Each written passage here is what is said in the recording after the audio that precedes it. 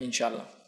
کسی نے ایک سوال کیا کہ ہمارے یہاں بڑے بھائی کی بیوی اس کے دیور کے سامنے مذاق کرتی ہے، اچھا کھیلتی ہے اور اس کے شوہر سے زیادہ خیال کرتی ہے اور کوئی منع بھی نہیں کرتا اور چاروں بھی ایک ساتھ رہتے ہیں اور سب کا حال یہ ہے۔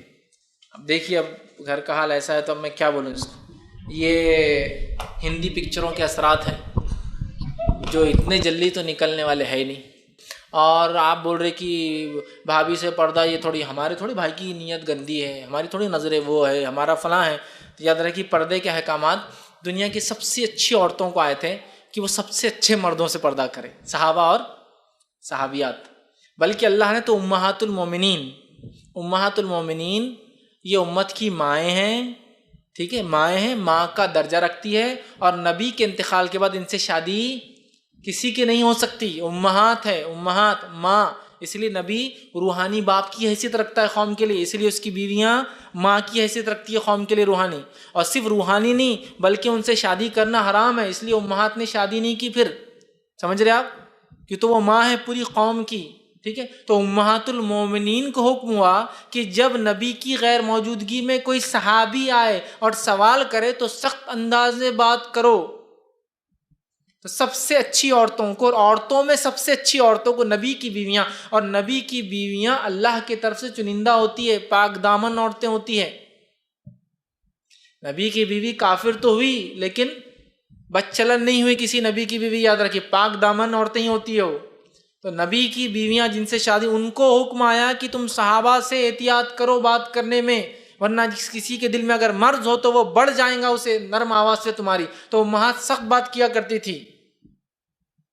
تو اب آپ بول رہے ایک بھابھی ہے، اس کا دیور ہے، وہ مذاق کرتے اور کھیلتے، سب یہ پکچروں کا نتیجہ ہے، پکچروں کا نتیجہ ہے۔ بھابھی کو دیور چھیڑ رہا، بھابھی گود میں اٹھا لے رہا، خوش ہو رہا تو بھابھی کو لپٹ جا رہا، یہ سب کیا ہے؟ یہ سب فالتو باتیں ہیں، یہ پکچروں کے اثرات ہیں، اور یہ جان ہی رہے سماج سے ہمارے بہت نظر آ رہے۔ اور آج کل کی دنیا میں تو ریلیشن شپ بلڈنگ ایک عجیب سسٹم چل رہا، تعلقات بنا رہے، سب سے تعلقات ہی بنا رہے لوگ، اچھے تعلقات سب سے ہونا، بھابھی سے بھی اچھے تعلقات، بھیا سے بھی اچھے تعلقات، اپنی سالیوں سے تو اور اچھے تعلقات، بیوی زیادہ اچھے تعلقات سالیوں سے، ٹھیک۔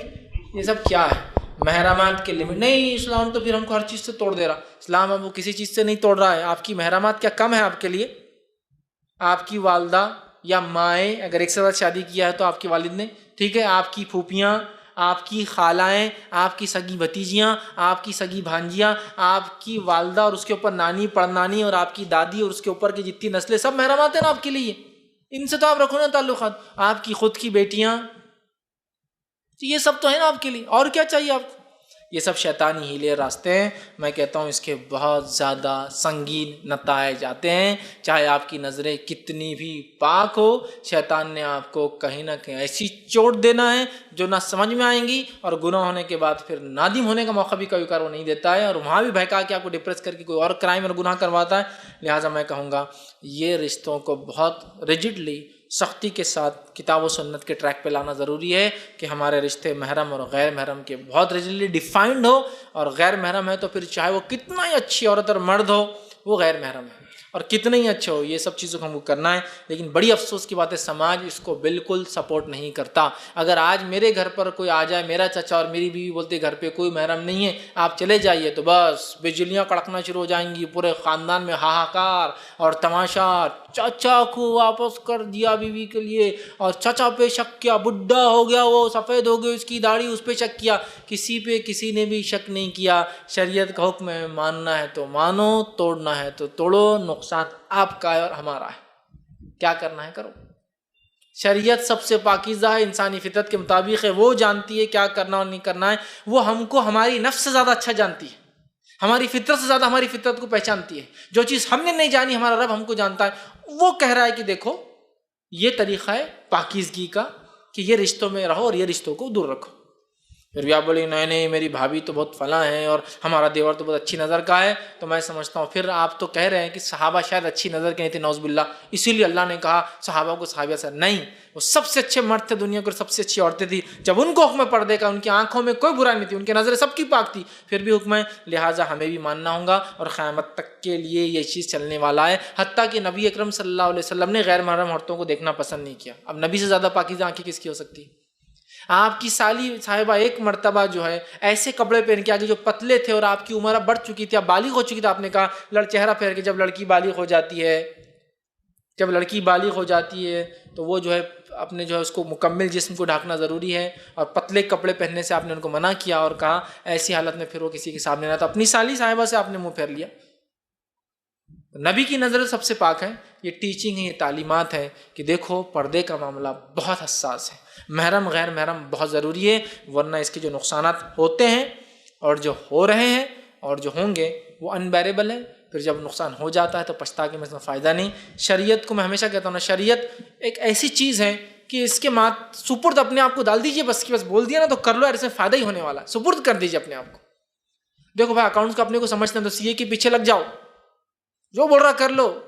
ڈاکٹر ہی اپنے کو سمجھتے ہیں، ڈاکٹر نے کوئی بھی دوا لکھا ہوگا جو بولا کھا لو، تو میں کہوں گا شریعت نے لکھ دیا، نہیں سمجھتا تو بس بول دیا تو کر لو، نہیں سمجھتا تو کر لو، بس کر لو، فائدے کی چیز ہے۔ ڈاکٹر سے اور سی اے سے زیادہ جو ہے شریعت حکیم ہے، اور چونکہ وہ بنانے والے کی ہمارے رب کی طرف سے دی گئی ہے، لہذا نہیں سمجھ تو نہیں رہا لیکن ماننا تو ہے، سپردگی کر دو، فائدہ ہوگا۔ ورنہ میں بولتا ہوں شریعت کے خلاف جاؤں گے تو شیشے کی دیوار پہ سر مار کے آؤں گا، سر پھوٹتا ہے، دیوار نہیں ہلتی جگہ سے، حقیقت اٹل ہے۔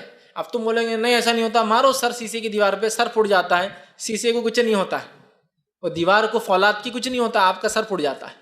تو بس یہی ہے، نقصان ہوتا ہے پھر پچھتاتے، اس سے بہتر ہے شریعت نے کہہ دیا مان لو۔ دنیا میں تو سب کی مان لے، ڈاکٹر بول رہا ہے یہ کرو تو کر لیا، انجینئر بول رہا ہے یہ کرو تو کر لیا، فلاں بول رہا ہے فلاں، تو رب بول رہا ہے کر لو، تو بس یہ پلان ہے رب کا، مان لو، فائدہ ہونے والا انشاءاللہ، ٹھیک ہے۔ تو لہٰذا نظریں کیسی ہے فلاں وہ سب چیزیں چھوڑ دیجئے، شریعت نے کہا مجھے ماننا ہے، یہ اگر ہم بنا لیں اپنا مزاج تو انشاءاللہ یہ تمام باتیں انشاءاللہ عزیز ختم ہو جائیں گی۔